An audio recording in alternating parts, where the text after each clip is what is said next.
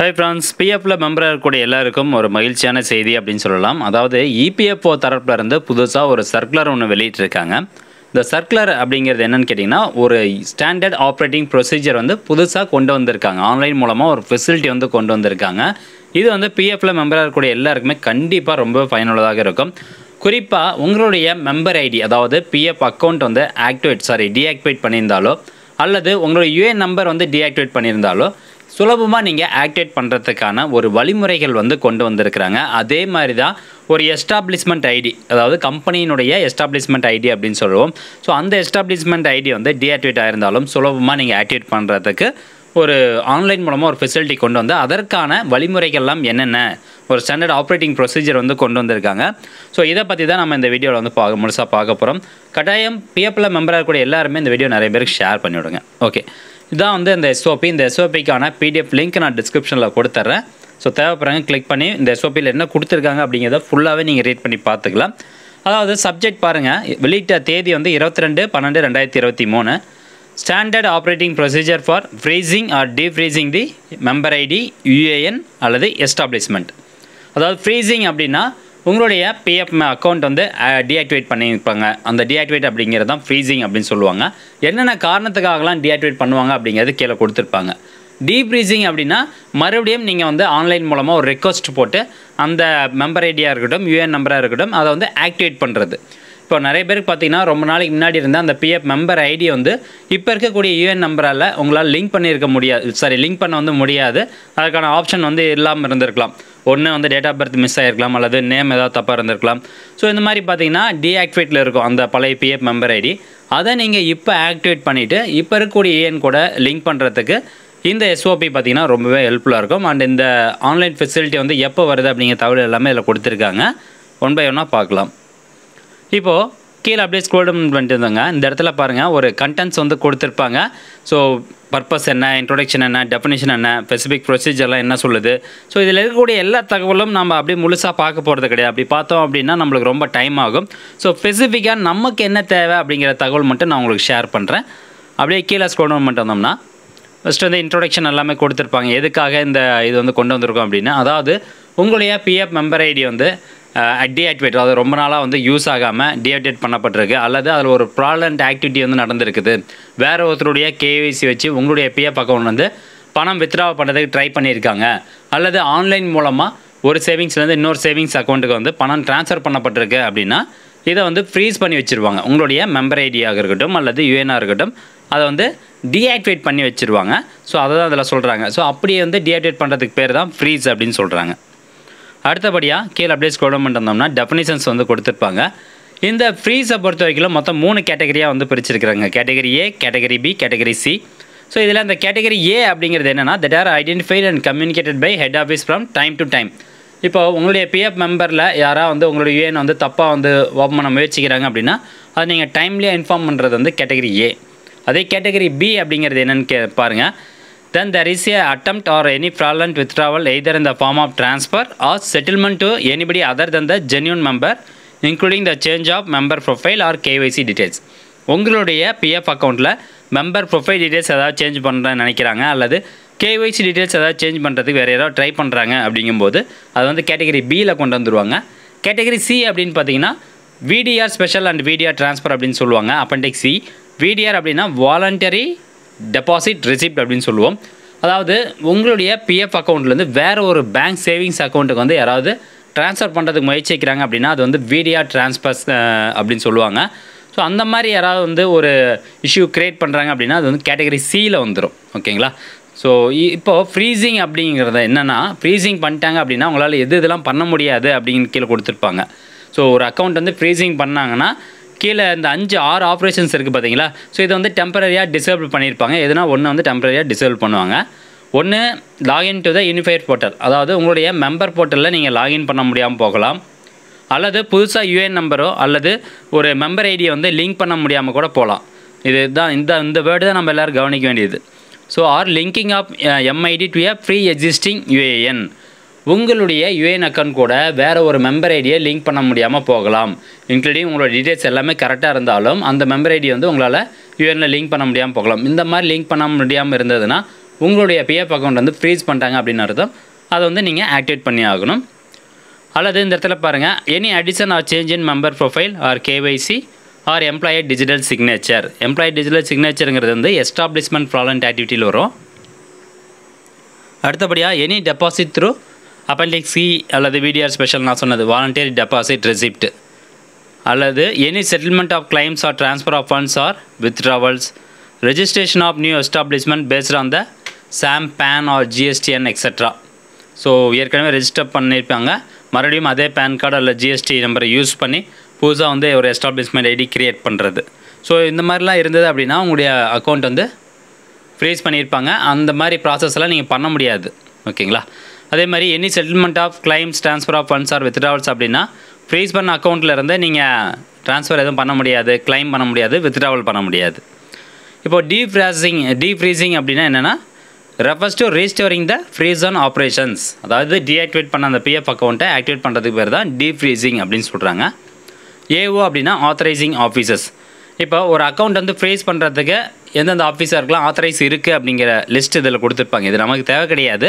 இது பிஎஃப் ஆஃபீஸ்க்கு zonal PF commissioners, assistant commissioners, so அவங்களுக்குலாம் வந்து இது அனுப்பிச்சிருக்காங்க. அதே மாதிரி டீஃப்ரீசிங், ஒரு அக்கௌண்ட் வந்து டீஃப்ரீசிங் பண்ணணுன்னா அதுக்கு யாரெல்லாம் வந்து ஆத்தரைஸ் பர்சன் அப்படிங்கிற லிஸ்ட் வந்து கொடுத்துருப்பாங்க.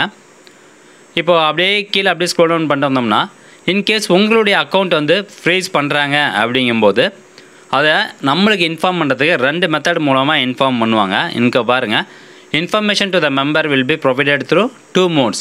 And SMS will be sent to the member as mentioned இன் 5.7. அதாவது 5.7 அப்படிங்கிற பேராவில் மென்ஷன் பண்ணியிருக்கிறாங்க.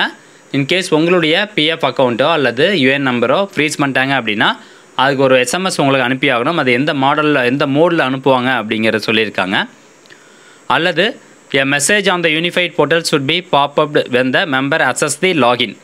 அதாவது லாகின் பண்ண நீங்கள் ட்ரை பண்ணுறீங்க, யூஏஎன் வந்து டீஆக்டிவேட் பண்ணியிருந்ததுன்னா அந்த யூஏஎன் நம்பர் பாஸ்வேர்டெலாம் போட்டு லாகின் பண்ண ட்ரை பண்ணும்போது உங்களுக்கு வந்துடும் இந்த மாதிரி அக்கௌண்ட்டு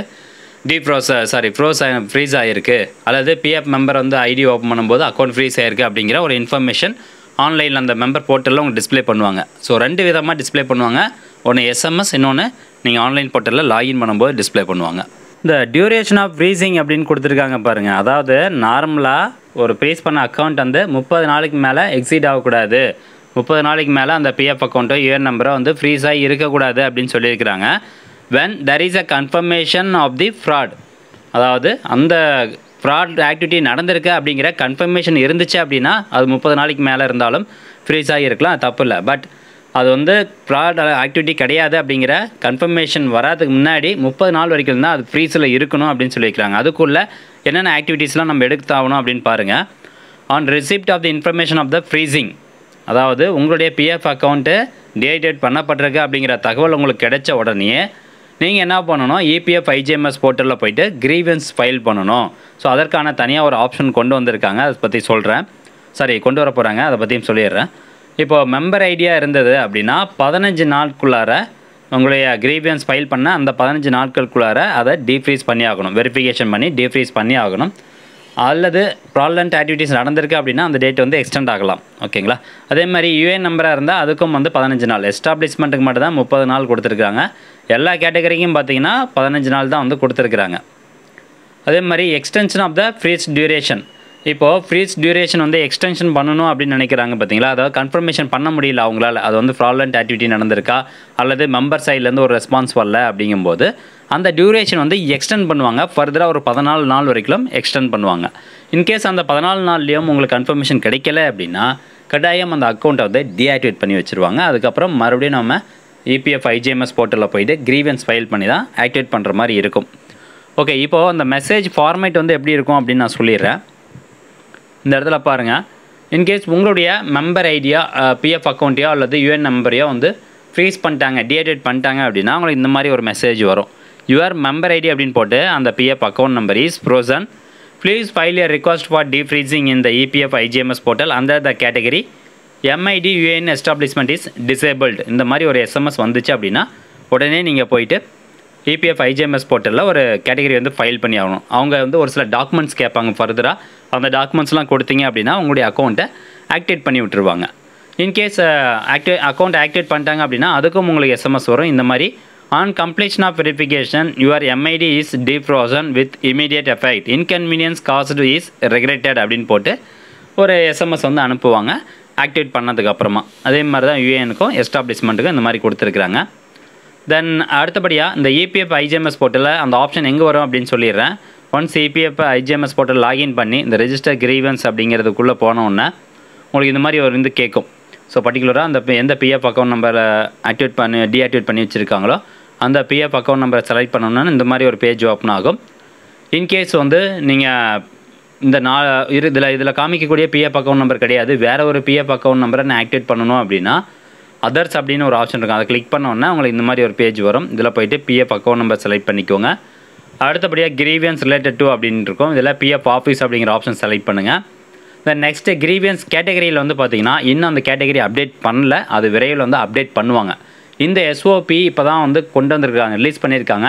இந்த எஸ்ஓபியில் சொல்லக்கூடிய எல்லா தகவலும் வந்து அடுத்த 90 நாட்களுக்குள்ளார இம்ப்ளிமெண்ட் பண்ணி ஆகணும் அப்படின்னு ஆர்டர் போட்டிருக்கிறாங்க. ஸோ அப்போ அந்த கிரீவன்ஸ் கேட்டகரியில் வந்து பார்த்திங்கன்னா உங்களுக்கு இந்த மாதிரி ஒரு மெசேஜ் இருக்கும். MIT UAN establishment is disabled அப்படிங்கிற ஒரு கேட்டகரி வந்து இதில் கொடுத்துருவாங்க. அந்த கேட்டகரி செலக்ட் பண்ணிட்டு நீங்கள் ஃபர்தராக ப்ரூஃப்லாம் கேட்கும். அந்த ப்ரூஃப்லாம் அப்லோட் பண்ணிட்டீங்க அப்படின்னா அவங்க செக் பண்ணி பார்த்துட்டு அக்கௌண்ட்டை ஆக்டிவேட் பண்ணி வச்சுருவாங்க. ஸோ ஏற்கனவே ஒரு 2 வருஷம் 3 வருஷத்துக்கு முன்னாடியே உங்களுடைய அக்கௌண்ட் வந்து டீஆக்டிவேட் ஆகிருந்தாலும் நீங்கள் மறுபடியும் இந்த ஆன்லைன் மூலமாக இபிஎஃப் ஐஜிஎம்எஸ் போர்ட்டலில் கம்ப்ளைண்ட் ரைஸ் பண்ணும்போது உங்களுடைய அக்கௌண்ட் ஆக்டிவேட் ஆக 100% சான்ஸ் இருக்குது. ஓகே, அடுத்தபடியாக நம்ம என்ன பார்க்கலாம் அப்படின்னு பாருங்கள். 21வது பேஜில் வந்து ஒரு ஃப்ளோ டயக்ராம் ஒன்று கொடுத்துருக்குறாங்க. ப்ராசஸ் ஃப்ளோ டயக்ராமு, அதாவது அக்கௌண்ட் வந்து எப்படி ஃப்ரீஸ் பண்ணுவோம், எத்தனை நாளுக்குள்ளார வந்து டீஆக்டிவேட் பண்ணுவோம் அப்படிங்கிற தகவல் எல்லாமே இதில் இருக்கும்.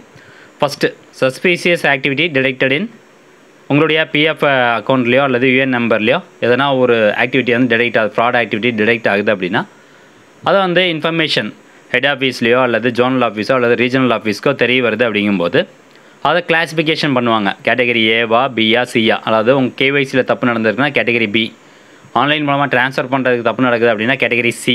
ஸோ இந்த மாதிரி கேட்டகரி வைஸாக டிவைட் பண்ணிவிட்டு அதை வந்து டைரெக்டாக கன்சர்ன் ஆத்தரைஸ் ஆஃபீஸருக்கு அனுப்புவாங்க. அதை நோடல் ஆஃபீஸருக்கு வந்து எக்ஸிக்யூட் பண்ணுவாங்க, ஃப்ரீசிங் பண்ணுறதுக்கு எக்ஸிக்யூட் பண்ணுவாங்க. எக்ஸிக்யூட் பண்ணிவிட்டு அந்த இன்ஃபர்மேஷனை யார் யாருக்கு அனுப்புகிறாங்க பாருங்கள். நம்மளுக்கு 2 மெம்பர், அப்புறம் ரீஜனல் ஆஃபீஸ் அவங்களுக்கு அனுப்புகிறாங்க, அப்புறம் எம்ப்ளாயருக்கும் எஸ்எம்எஸ் மூலமாக அனுப்புகிறாங்க. அனுப்பின அடுத்த 7 நாட்களுக்குள்ளார நம்ம என்ன பண்ணணும்னா இபிஎஃப் ஐஜிஎம்எஸ் போர்ட்டலில் போய்ட்டு கிரீவன்ஸ் ஃபைல் பண்ணணும். அடுத்தபடியாக ஒன்ஸ் நீங்கள் கிரீவன்ஸ் ஃபைல் பண்ணோன்னே அதை வந்து செப்பரேட்டாக பிரிப்பாங்க. மெம்பர் ஐடி அல்லது யூஎன்ஆ அல்லது எஸ்டாப்ளிஷ்மெண்ட்டாக. மெம்பர் ஐடியா அல்லது யூஎன்ஆ இருந்தால் அதுக்கு தனி ப்ராசஸ், எஸ்டாப்ளிஷ்மெண்ட் தனி ப்ராசஸ். இங்கே பாருங்கள் டைம்லைன் கொடுத்துருப்பாங்க. மெம்பர் ஐடி அல்லது யூஎன்ஆ இருந்தால் உங்களுடைய ஃபைலை ஓப்பன் பண்ணி 4 நாளுக்குள்ளே செக் பண்ணிவிட்டு அதுக்கப்புறம் எஸ்எஸ்ஏஓ வந்து 2 நாளுக்குள்ளே வெரிஃபை பண்ணணும். அப்புறம் ஏபிஎஃப்சி அதாவது அசிஸ்டன்ட் பிஎஃப் கமிஷனர் 3 நாளுக்குள்ளே வெரிஃபை பண்ணணும். அதெல்லாம் வெரிஃபை பண்ணி முடிச்சுட்டு ஒரு கன்ஃபர்மேஷன் வந்து அனுப்புவாங்க, ஓகே வெரிஃபை பண்ணியாச்சு அப்படின்னு.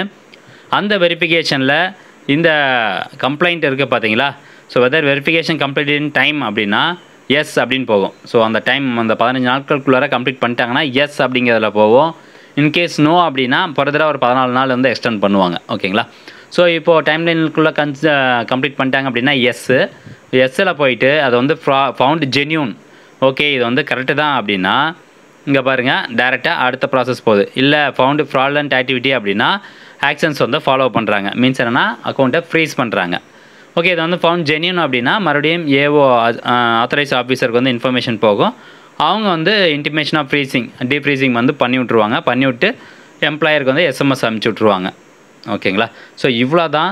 அதே மாதிரி மெம்பருக்கும் எஸ்எம்எஸ் அனுப்புவாங்க, உங்களுடைய அக்கௌண்ட் வந்து டீஃப்ரோஸ் பண்ணியாச்சு அப்படின்ட்டு ஒரு எஸ்எம்எஸ் அனுப்புவாங்க. ஸோ இவ்வளோ தான் ஃப்ரெண்ட்ஸ் ப்ராசஸ்ஸு. இந்த தகவல் நான் எதுக்கு இவ்வளோ நேரம் வந்து உங்களுக்கு கஷ்டப்பட்டு எக்ஸ்பிளைன் பண்ணிகிட்ருக்கேன் அப்படின்னா நிறைய பேருனுடைய பிஎஃப் அக்கௌண்ட்டு இப்போது டிசேபிளில் வந்து இருக்குது. அதை வந்து அவங்களால லிங்க் பண்ண முடியல, ப்ரெசென்ட் யூஎன் நம்பர் கூட லிங்க் பண்ண முடியல, டீஆக்டிவேட் வந்து ஆகிருக்குது. ஸோ அதை ஆக்டிவேட் பண்ணுறதுக்கான ப்ராசஸ் வந்து இப்போ தான் கொண்டு வராங்க. ஸோ மேக்ஸிமம் வந்து பார்த்திங்கன்னா இன்னும் ஒரு 1 or 2 monthஸில், அதாவது 90 days மேக்ஸிமம் டைமு.